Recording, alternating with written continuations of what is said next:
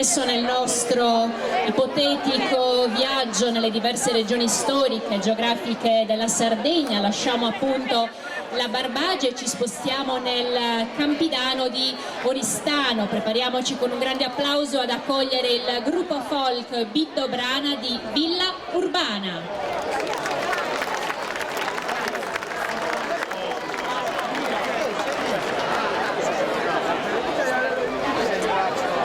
Villa Urbana ha una particolarità, guardate, un grande applauso ai due bambini, Mara e Simone, loro hanno 8 anni e sono ancora svegli, ma penso che tra una mezz'oretta sicuramente staranno dormendo. Villa Urbana, il pane artigianale, è un po' il simbolo di questo paese, di questa località di antiche origini, a origini romane. I nostri avi amavano svernare, passare il periodo più caldo nella fresca città appunto di Villa Urbana. L'associazione sin dalla sua nascita nel 2006 porta avanti un importante lavoro di recupero delle tradizioni, sia per quanto riguarda il vestiario che potete ammirare qui sul palco e anche per quanto riguarda le danze. Se siete curiosi sulle tradizioni di Villa Urbana, sui balli, sulla musica, curiosate, visitate il loro sito www.biddobrana.it.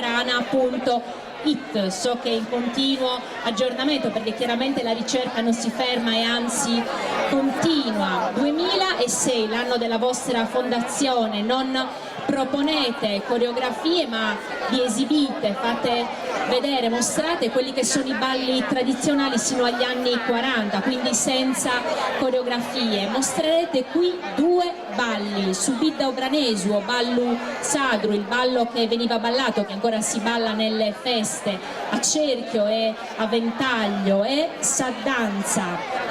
Saddanza cosa si differenzia? Perché si differenzia Saddanza di Villa Urbana da Saddanza del Mandrolisai? Innanzitutto per lo strumento, quindi per la fisarmonica che Gianni Ore suona, ma anche per l'incrocio continuo delle gambe. Una particolarità del ballo di Villa Urbana è che ballate sempre a punta de vei, cioè in punta di piede, quindi questo permette appunto una varietà di passi notevole. Quindi godiamoci queste 2 danze accompagnate da Gianni Ore, un suonatore con un'esperienza più che trentennale sia come suonatore. Quanti anni si può dire?